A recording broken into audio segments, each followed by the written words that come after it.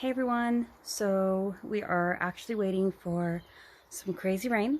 So I thought I would give you guys a tour of the garden before some of the blooms disappeared. But hopefully most of them will make it. But it's supposed to be like a crazy downpour. So yeah, here you go. Start with the terrace and the potted plants.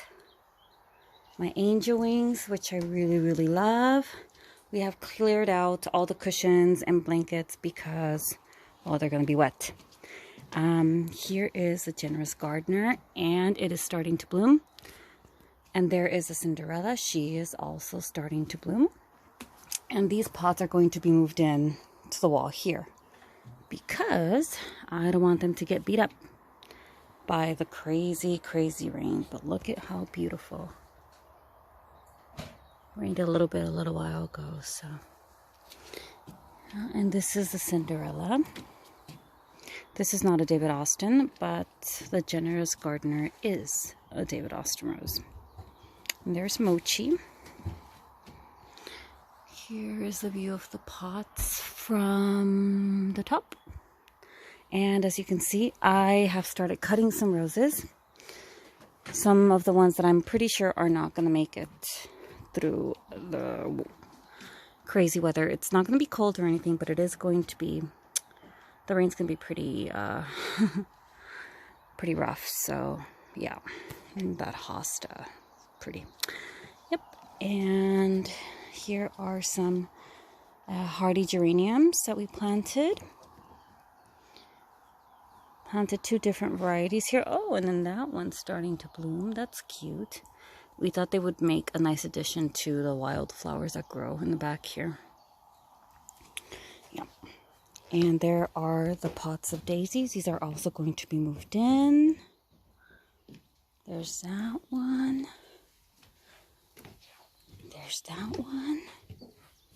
There is the Nostalgia Rose, which in the States or some other places it's called a Double Delight. Rose Hansa. There I have that bluegrass that's being nicely shaded by that rose. And those campanulas that are just blooming. And these I actually had to fight for them because the slugs love chewing on these. And right now I have to keep a lookout because of the moisture. There's the grass. It's being really like towered over by that branch. Yeah.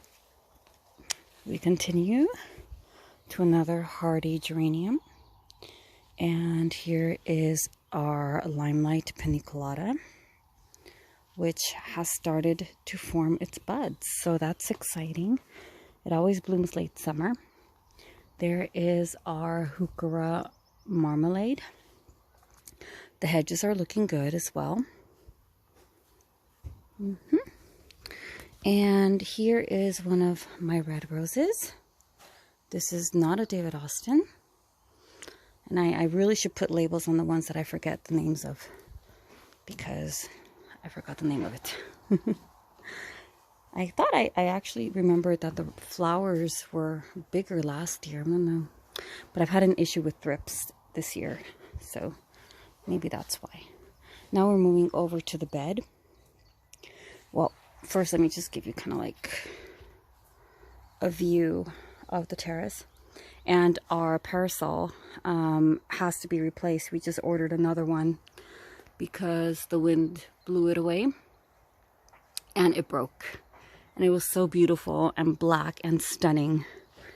As you can see, the foot is sitting there all by itself with no parasol. Yeah, it was pretty sad. Okay, and it's actually starting to rain now. So I better hurry. So here is the bed. We have extended it, so we have a little more planting space, and we were really bored with the way that it looked, so it looks really good now.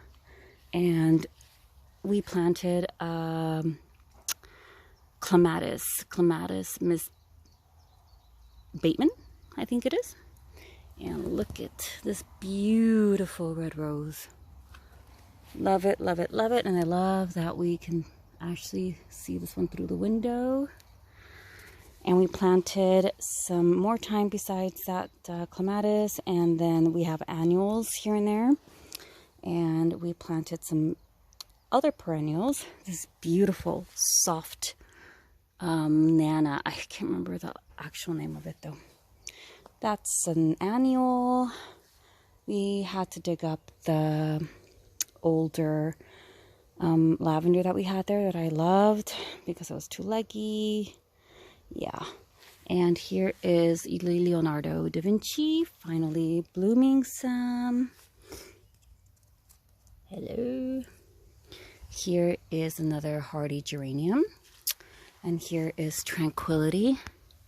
Look at those beautiful blooms. Those are going inside with me today before they disappear in the rain.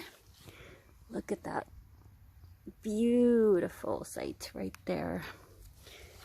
And here is a, oh, I forget what the name is, but it's a type of heuchera, but it's not, it's Trellis, I think. I'm not sure if that's the name. And here is my teasing Georgia. It's been suffering a little bit because the temperatures have been super hot. But now that it's getting a break from the sun, it's looking a little better. Look at these blooms. So pretty. Yep. My annuals that are there that we planted when the bed was not extended, so that's why they look crowded in. Here's another heuchera. There's another perennial whose name I can't remember. And the summer phlox is coming. Love that one. I don't do the Chelsea cut. I usually just let it be. And there is my other limelight dwarf paniculata being drowned by that by that hardy geranium. And that one's going to be cut back soon when it's done blooming. When it's done with most of its blooms, I can give that one some space. And here's another hardy geranium. This one's different, not to be confused with that one. This one's a lot bushier, and that one's going to be cut back as well. Usually these bloom along with the roses, but the roses were really slow this year because of weather. Yeah. Look at this. This is the Darcey Bussell. Darcey Bussell, so beautiful. It's hard to take pictures of Darcey Bussell sometimes because the color is so bright. And I don't think this is like a red rose. I think it's a lot more magenta, but a lot of people say red. Oh well. Yeah, and there's a Heuchera there that I forgot to mention. That's Heuchera Paris.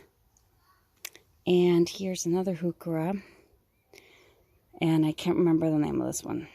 Need to look at the label. And there is the Lady Salisbury. Those blooms never last that long. Is that a beetle in here? Oh, dude, get out. Anyway, yeah. So pretty with the raindrops. There it is with the lavender. I love lavender against roses. And there's another annual, thyme. That's the citron thyme. And this one I had to cut a branch out of the Pilgrim. This is the Pilgrim on the trellis. Because, I don't know, one king just kind of like died out. So that was really weird. That king was here, so that's why it looks a little bit empty right there. But that was very strange. Yeah. And then here is the Port Sunshine. Looking so peachy and nice as usual. Has a lot of buds there.